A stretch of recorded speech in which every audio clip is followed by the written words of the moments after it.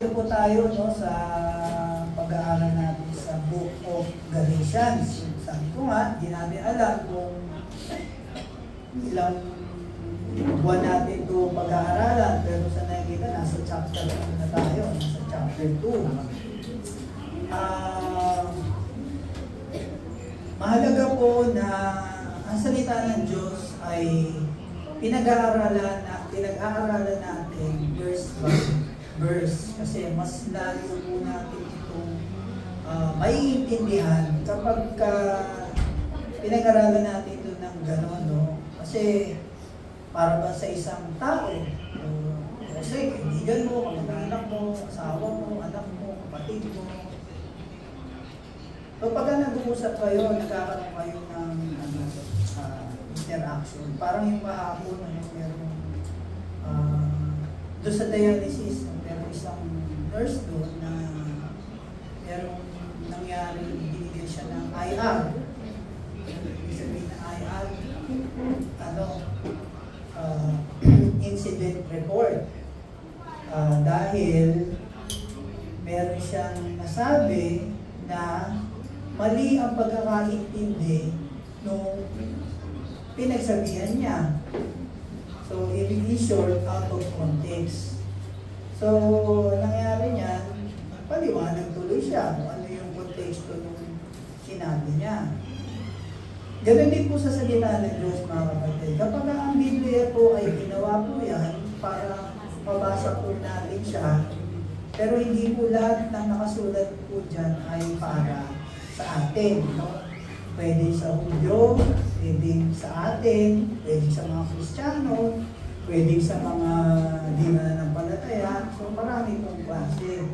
Kaya kailangan po natin pag-aralan ano po ba ang konteksto nung salita na sinabi ng Diyos sa Biblia. So yun po yung ginagawa natin para mas lalo natin maintindihan. Ito pong serye na ginagawa natin, I pray and I hope na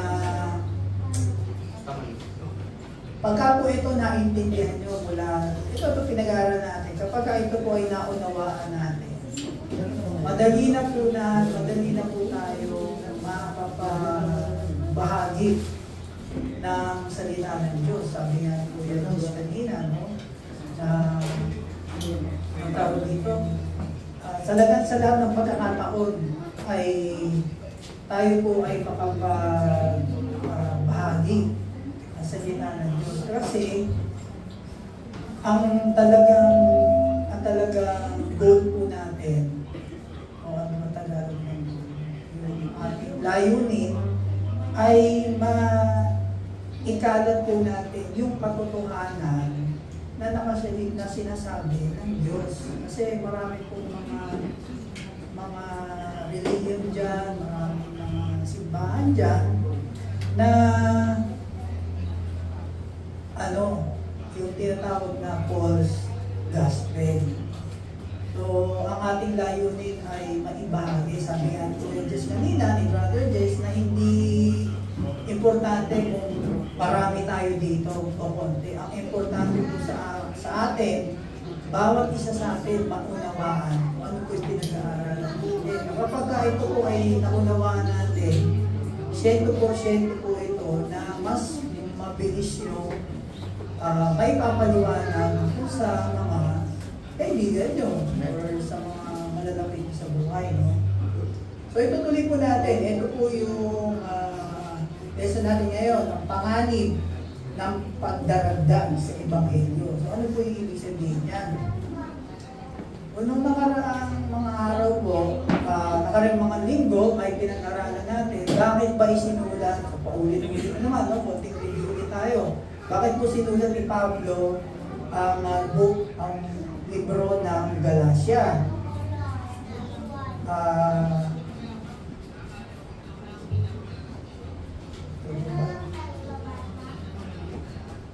Bakit na sinulat? Kasi po,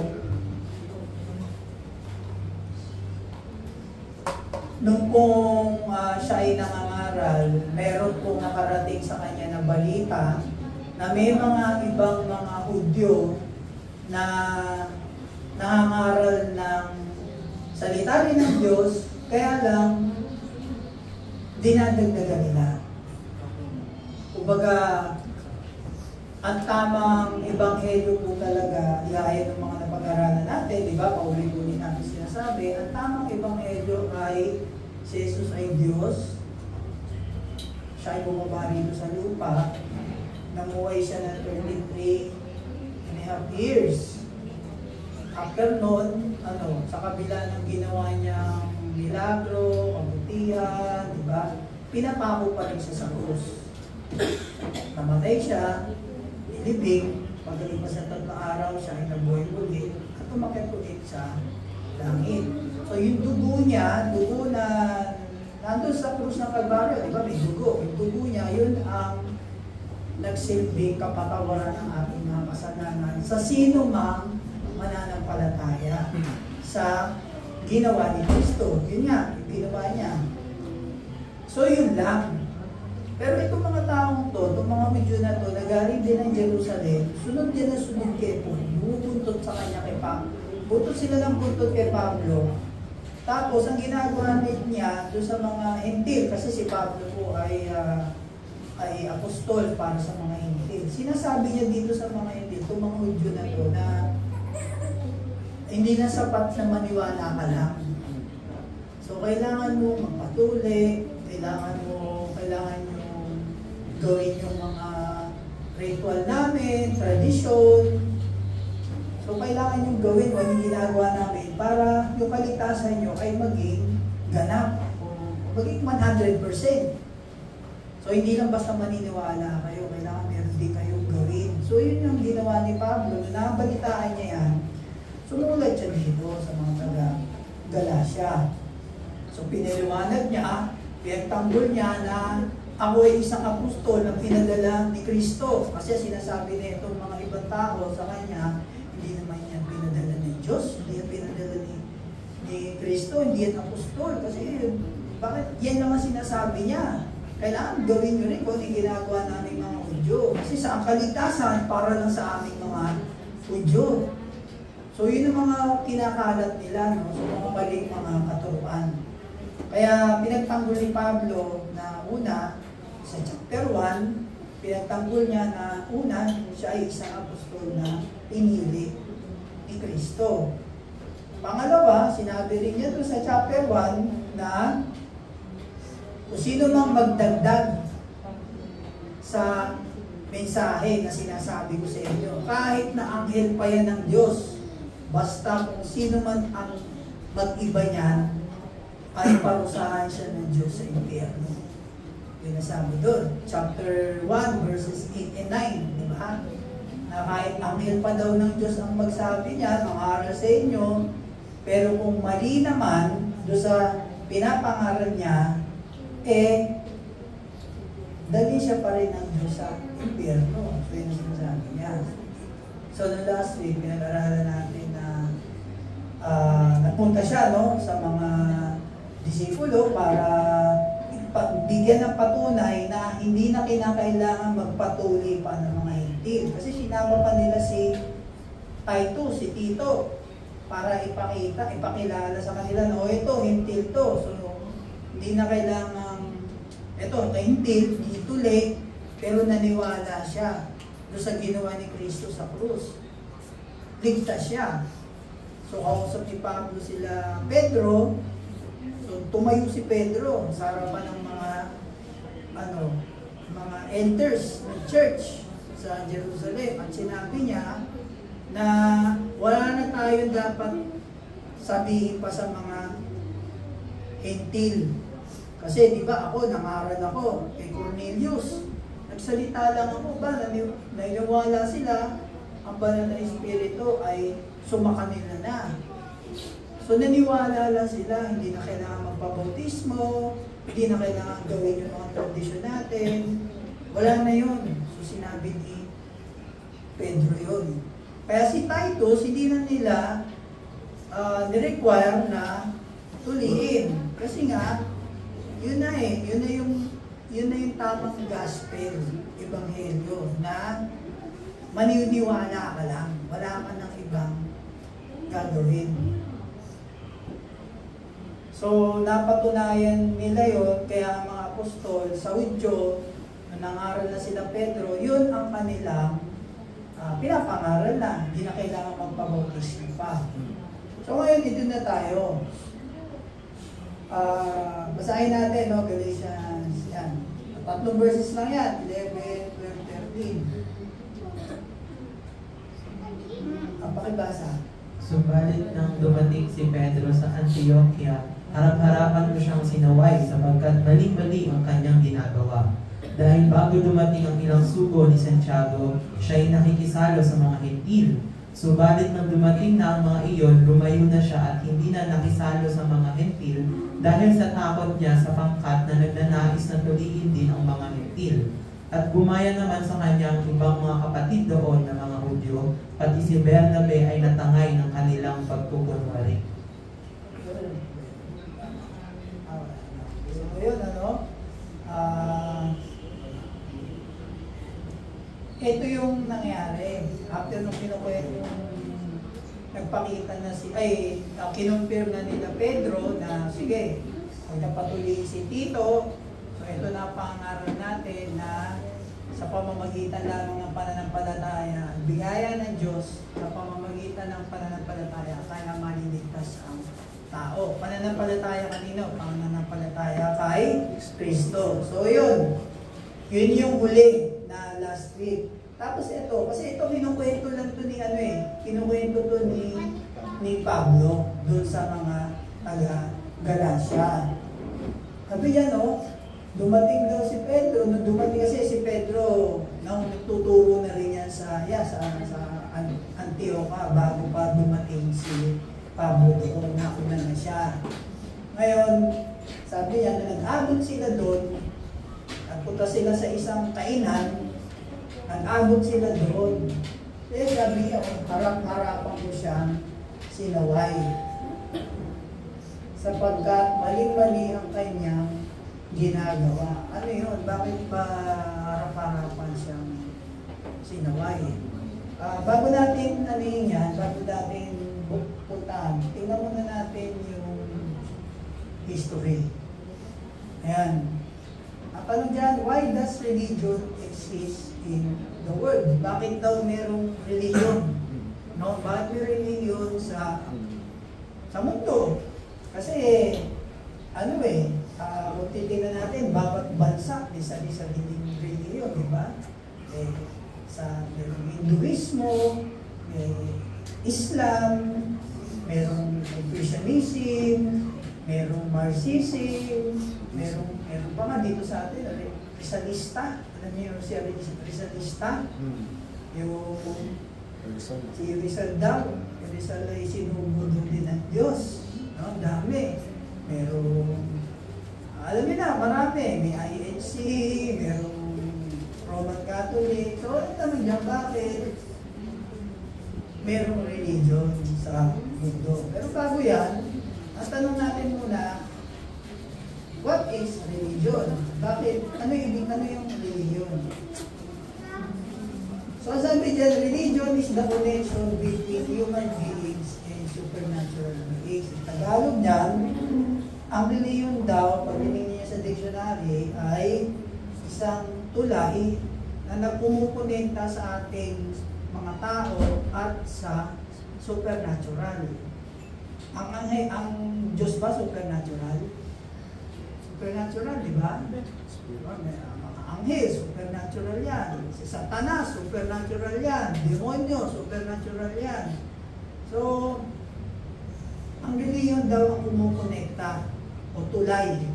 Kaya sabi dyan, no? It is a system of belief, sa paniniwala na kumukonekta sa tao at sa kanyang pinaniniwalaan. O anumang spiritual being yun. It is a bridge to the supernatural. So, isa siyang tulay na bawat isa sa atin meron mga pinaniniwalaan. Belief natin yun. May pinaniniwalaan ang Diyos. Diba? Tulad sa Africa, tulad sa India. Alam mo ba ang Diyos sa India nasa 3 million? 3 milyon na Diyos-Diyosan meron sa India. Kahit na lamok, kahit na bato, kahit na langgam, puno, dinudiyos nila. Lupit, no? Dami. Dami.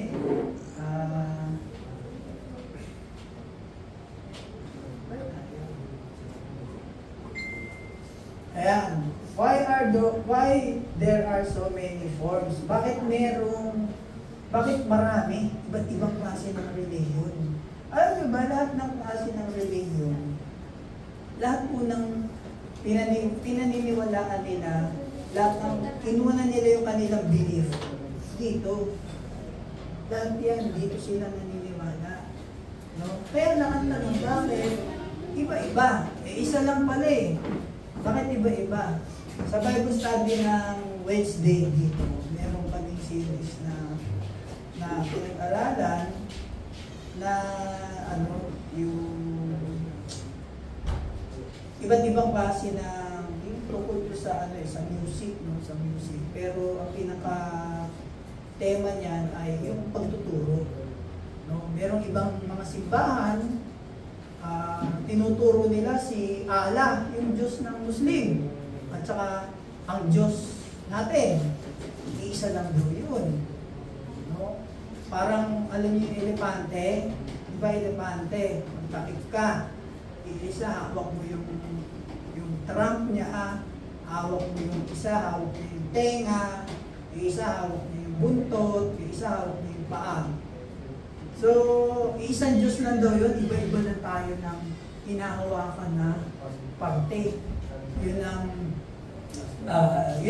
paliwanag nila. Actually, hindi po totoo yun.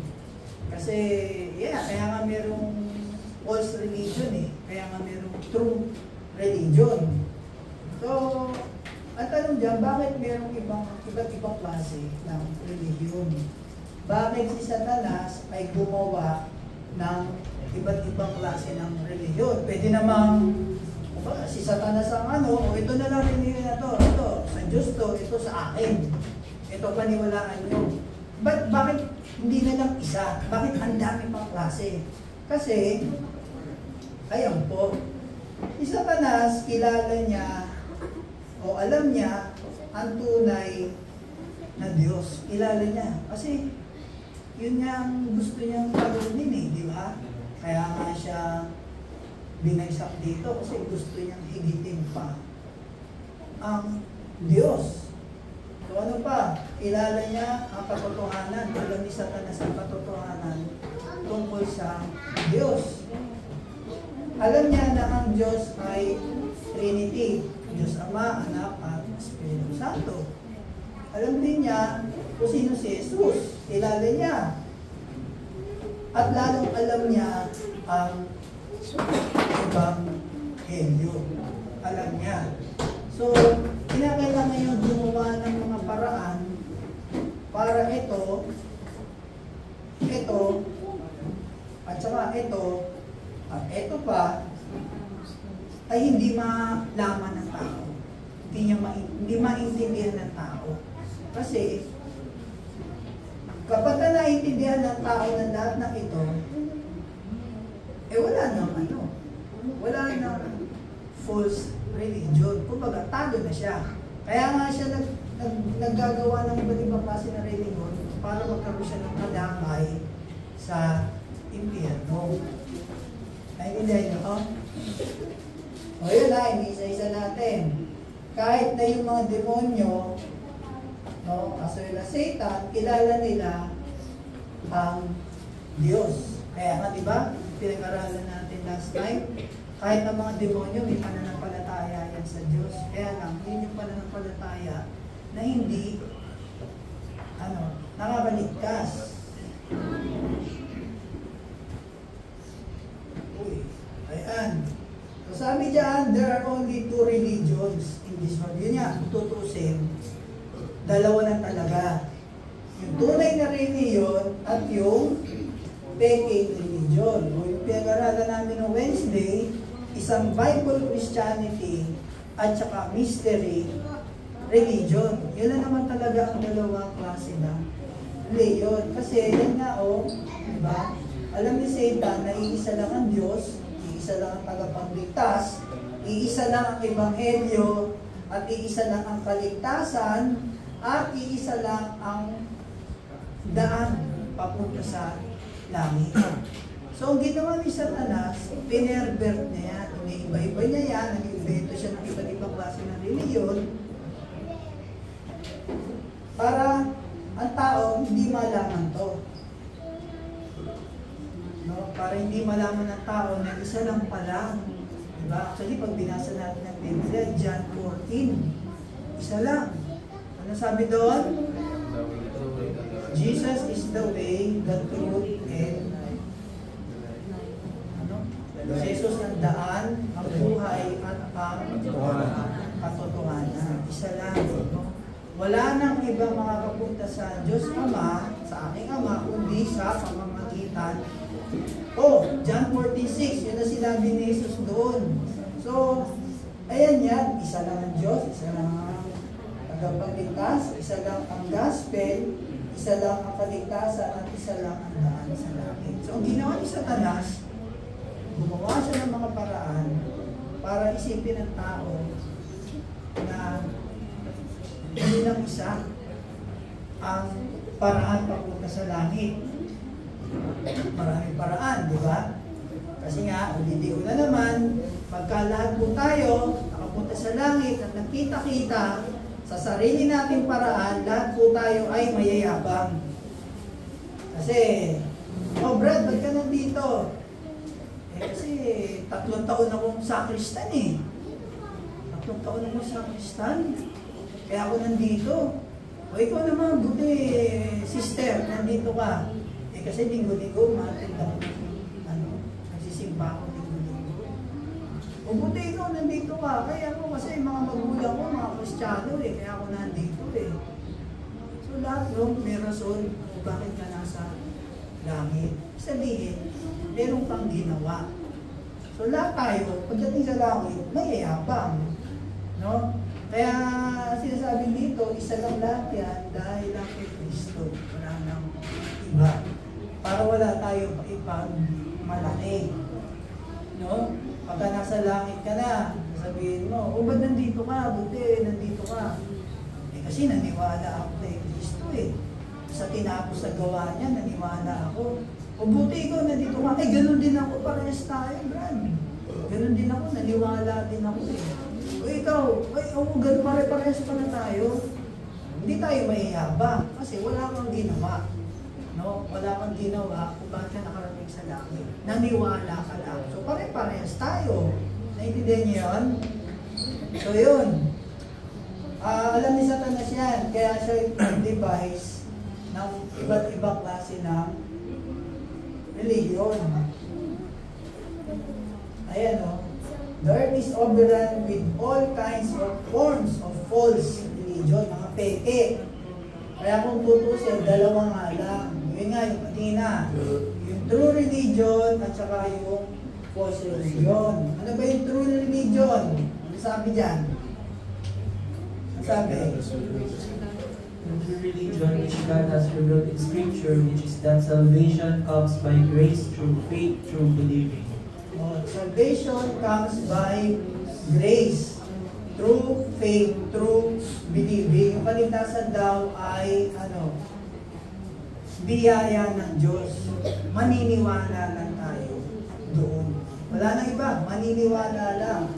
At ito daw pangalawa, ang sabi dyan. And all forms of false religion which declare that salvation comes to man by man's own effort, by his own achievement, by something he does, some morality, some religiosity, some ritual, some rite, some ceremony, some behavior. So yan, so lahat ng klase ng mga false religion ay ang kaligtasan ay may ambag ang tao. Meron kang ginagawa, pwedeng moralidad, pwedeng pagiging religyoso mo, pwedeng paggawa ng mga tradisyon, pagsunod mo sa tradisyon, pwedeng ritual, So, pwedeng seremonya, pwedeng yung, ano mo lang, yung inyong ugali mo, mabait ako eh. Self-righteousness. Self-righteous ka, mabait ako, hindi lang pumatay ng tao, wala akong ninanakawan, mabait ako, kaya pupunta ako sa langit. Yan ang mga iba't ibang klase ng false religion. No? Kaya sabi diyan, either salvation is solely by God through divine achievement, divine accomplishment. Ano yung divine achievement and divine accomplishment? Ito po yung ginawa ni Kristo sa krus. Or by man to a total degree or some kind of degree through human achievement. Ano yung human achievement? Ito. Nagpabautismo ako, mabait ako, ano pa, religyoso ako, yan yung human achievement. So kung titignan natin yan mga kapatid, bigyan natin ng, ito mas lalong ano nyo eh, mas lalong malilinaw kayo dito. Tingnan natin yung Genesis chapter 2. Genesis chapter 2.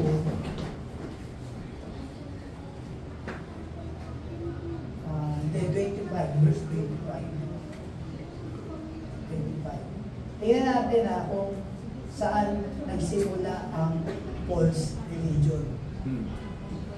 Ayun, kasi in Genesis 1 and 2, ito yung ginawa ng Diyos ang tao. Ginawa ng Diyos ang mundo. So, yung creation niya, in short. Ngayon, pagdating doon sa chapter 2, verse 25, ayun, sabi doon, kapahubad doon ang lalaki at ang babae. Ngunit hindi sila nahihiya. Ubad sila. Ibig sabihin niyan, mga kapatid, nung ginawa ng Diyos ang mundo at ang tao, lahat ng hayop, lahat, mula chapter 1 hanggang chapter 1, tsaka chapter 2, wala pong kasalanan. Wala. Ito nga, ito nga yung muli, hindi sila nahihiya. Singa na tayo magubad dito, gagawin mo? Gawin yan? Ha? Nahiya ako. Bakit? Nahiya ako eh. Diba? Sila, hindi sila nahihiya. Kasi wala pang kasalanan noon. Walang mali siya. So, yung Genesis 1 at saka chapter 2, tanda po natin, ginawa ng Diyos ang buong sa katawan perfecto. Perfect. No, walang blemish, walang kasalanan. Yung relasyon ng tao sa Diyos, diretso. Parang ganito. Yeah? Na nakakausap ko kayo. Ako nakakausap niyo ako. Ganon dati. Nung wala pang kasalanan. Wala pang kailangang isakripisyo. Wala pang kailangang mamatay. Kasi nga, walang kasalanan eh. Walang tulay na kailangang gawin ng tao para makausap ang Diyos. Kasi nga, wala pang sin. No? Paulit-ulit ko inuulit ko para mas maintindihan natin. So nakakausap nila ang diretso. Ngayon, nagkaroon ng Genesis chapter 3. So sa Genesis chapter 3, ayan ang nangyari. Pwede mo mapakita natin yung buong chapter.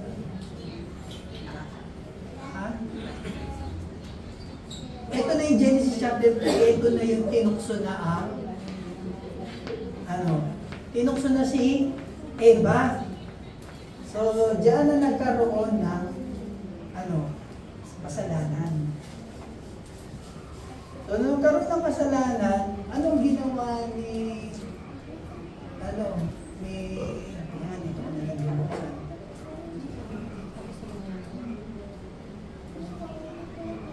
Nung nagkaroon ng kasalanan,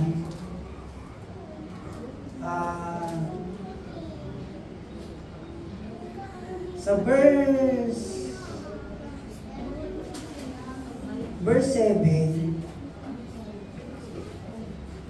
7, nabuksan yung kanilang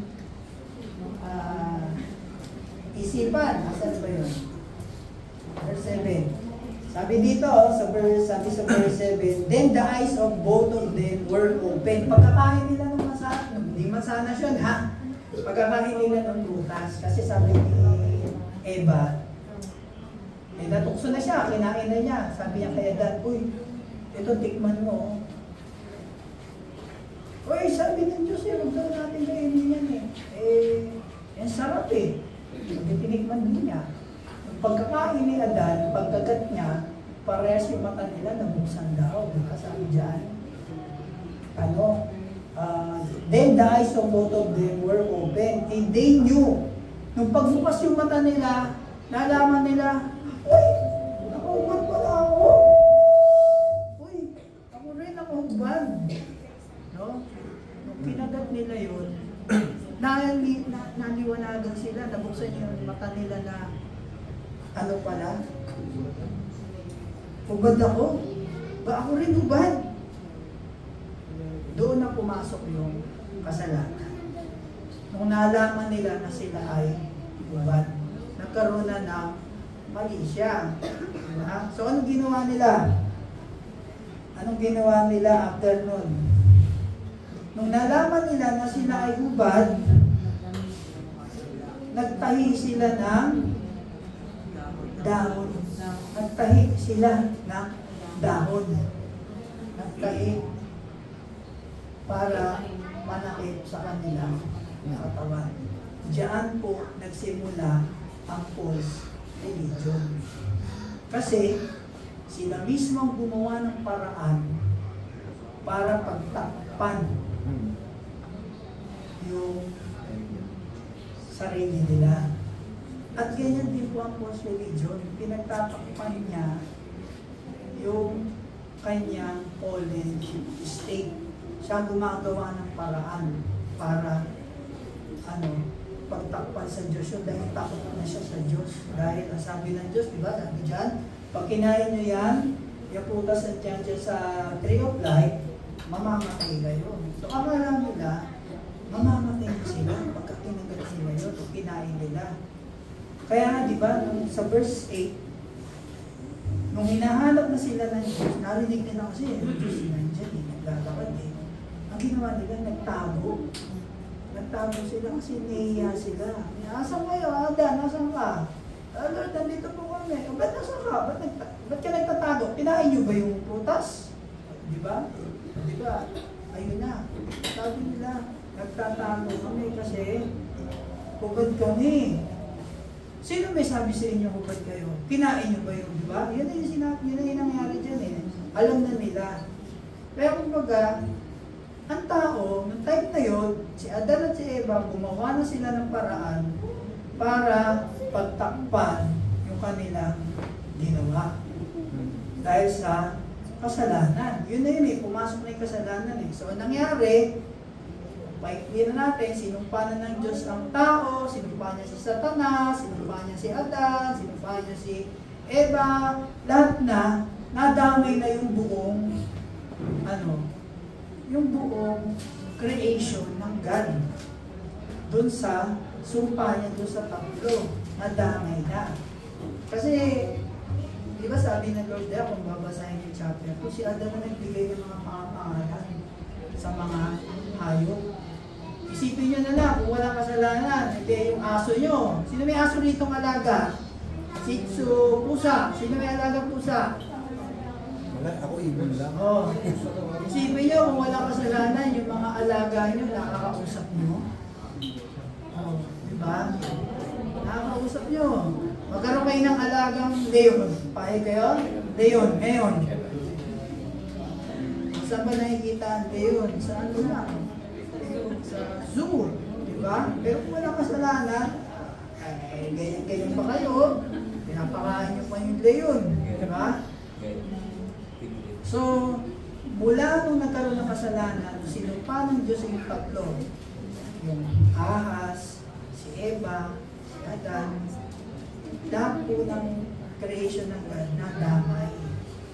Nadamay na sa sumpa. Kasi nga po, pumasok na po ang kasalanan. So, anong ginawa ng Diyos? Pagdating dun sa ano, sa verse asan na ba yun?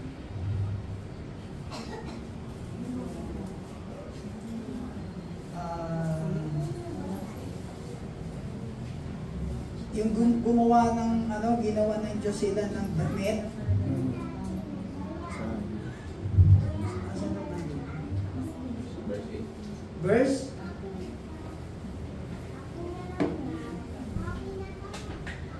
ano yun? Ginawa sila ng damit. Kasi fig tree ang ginawa nila Eva at Adan, gumawa sila ng ano, ng dahon, di ba? Sila gumawa. So gumawa sila ng sarili nilang paraan. Sa verse 21, ito na ang Diyos na gumawa niya, no? Ang mag-asawa'y ginawa niya ng damit na yari sa balat ng hayop. Ito naman po yung true religion. Bakit? Kasi kinakailangan merong sakripisyo. Gets nyo? Amen. Yeah? So pag may nagtanong sa inyo, saan ba nagsimula yung napakaanong religion? Dito yung nagsimula. Alam niyo na kung paano ipapaliwanag, no?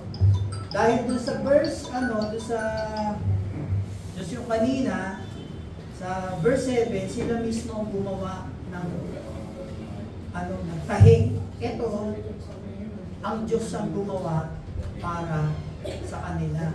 So hindi sapat yung ang ginawa niyong dahon, matutuyo rin yan, mawawala rin yan. Diba? Dahon pag natuyo, wala na, di ba? Ito gagawin ko para sa inyo. Papatayan ko na isang inosenteng hayop at itong balat nito, yan ang gagawin nyo damit. So ang Diyos ang gumawa. So ibig sabihin yan, ang kaligtasan ko o ang true religion, ang Diyos ang gagawa, hindi po ang tao. Gets no? So yan, kaya ano dyan yung yan po ang isang eye-opener sa atin na dyan po nagsimula ang false religion sa creation pa lang nung bumagsak ang tao. O ngayon, ito na, nung pinanak na si Abel at saka si Cain. So si Cain, ang sinisimbolo po niyan ay false religion din. Si Abel, siya yung true religion. Bakit? Kasi kung makikita natin sa Genesis, chapter 4, si Cain, ang trabaho niya, parang siya magsasaka. Nag-ano siya ng mga tiller of ground. Yung magsasaka siya. Si Abel, siya nag-aalaga ng tupa. Ngayon, nag-alay sila pareho. Si Cain, inalay niya yung kanyang yung crops niya, inalay niya sa Diyos. Si Abel, inalay niya yung kanyang tupa. Yung mga inaalaga niya, yung firstborn niya. Ang Diyos, inonor yung kay Abel. Pero yung kay Cain, hindi. Bakit? Kasi nga, nandun pa rin yung false religion. Kasi si Cain, kung ano yung pinaghirapan niya, yun ang inalay niya. Si Abel, nag-alay siya ng isang inosente na yung buhay, nag-sacrifice siya. Yung bang crops, masasacrifice mo ba yan? Kasi wala namang buhay yan eh. At sino naggawa nun? Si Cain, sarili kong tanim, sasakripisyo ko.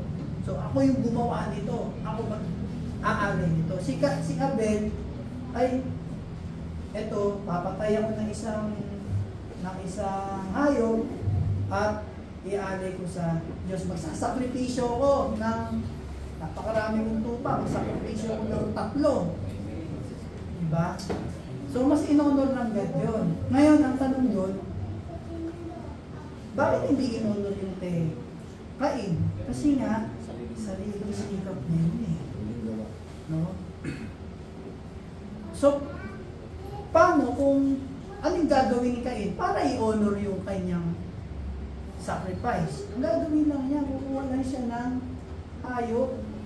Kasi kinakailangan, kasi may sakripisyo ka na buhay. Eh yun nga, patay naman yung problema nga, humihinga ba yung kamote? Humihinga ba kamote?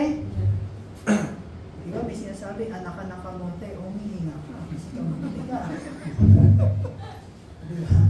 So ang kamote, bulaklak ba, humihinga? Hindi, di ba? Walang buhay. Sarili niya kasi yun eh. Ako nagpalago dito eh. Nag-guess nyo? So, nandun pa rin yung false religion. Kaya, doon pala sa panahon ni Adan at Eva, diyan nagsimula na, meron na. Ano pa sumunod doon? Yung Tower of Babel. False religion pa rin. Kasi, kailangan paano ba natin maabot yun? Kailangan gumawa tayo ng tore para maabot natin ng Diyos. O di gumawa sila ng tore. O anong ginawa ng Diyos?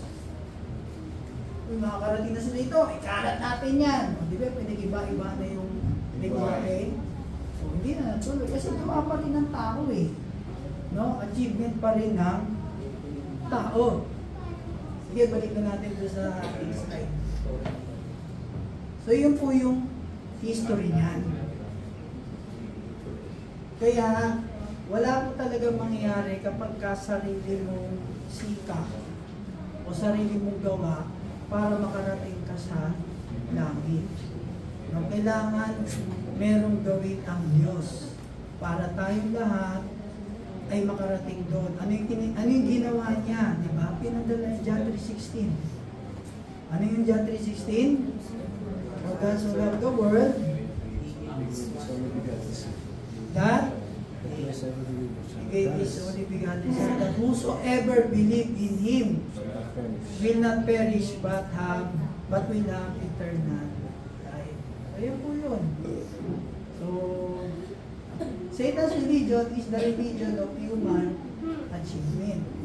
God's religion is the religion of divine accomplishment. Ito po yung ginawa ni Kristo para sa atin. Ito na.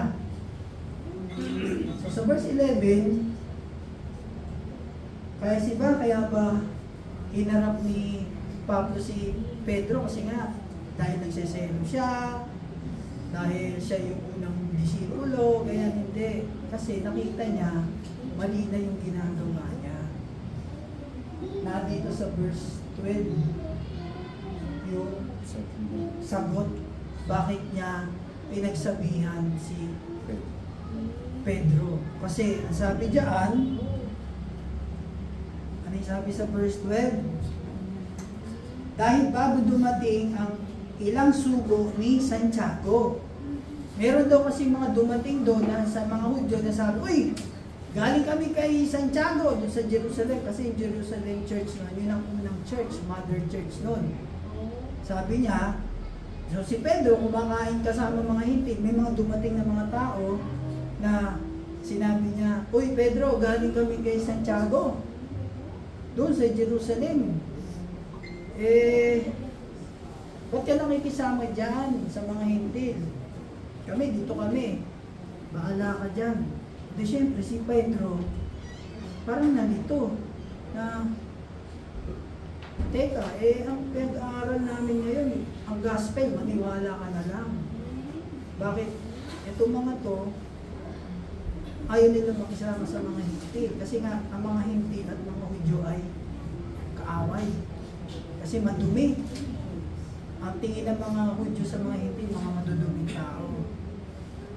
So ayaw nila umano. So ang nangyari kay Pedro, nagkaroon ng pride. Ay, ako na lang ang nandito. Lahat sila nandun. At yung ginawa niya, yung plato niya, kinuha niya. Lumipat siya. So ang kasama niya, mga kapwa-Hudyo na niya. No? So nakita ni Pablo yun. Sabi niya, hinarap niya, sabi niya, alam mo yung ginagawa mo? Parang yung sinabi mo doon sa Jerusalem, hindi mo tinupad. Kasi ikaw na tumayo doon, na sinabi mo na ang pangangaral natin ngayon ay biyaya ng Diyos at mananampalataya na tayo dyan. Pero bakit ikaw, ang ginagawa mo, sinabi na sa'yo ng mga tao yan, galing sila kay Santiago? Mali mo ba kung totoo yung mga pinagsasabi niyan? Yun ang ibig sabihin ng mga verses na to. Mali mo ba kung totoo yung mga pinagsasabi niyan? Naniwala ka kaagad. Ito na nga yung pinag-aaralan natin. Ito na yung tinuturo natin. So, yun ang kwento nito tatlong verses na yan. Na kaya sinaway na ni Pablo si Pedro dahil nga mali yung kanyang ginagawa. Mali yung tinuturo niya sa ginagawa niya. Kaya sabi dyan, kapag ikaw ay lumihis sa tamang ebanghelyo, para mo na rin, nilabag mo yung purity ng gospel. Nilabag mo yung, kadalisayan ng ebanghelyo. Kung mali yung tinuturo mo sa kinikilos mo,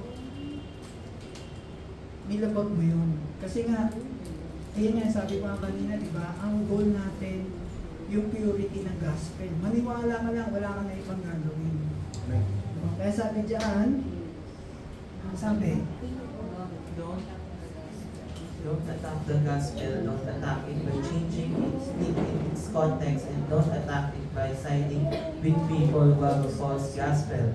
You can't do that. Paul is saying to the church at Galatia, we have to have the gospel clear. That's why we're in the world. Kaya tayo, huwag natin atakin ang gospel, huwag natin atakin ito sa pamamagitan ng pagbago ng konteksto na hindi lang kailangan maniwala ka, kailangan may gawin ka rin. Kailangan gawin mo ito, penitensya ka, diba? Papako sa krus, magpabautismo ka, kailangan gawin mo rin yan para maligtas ka.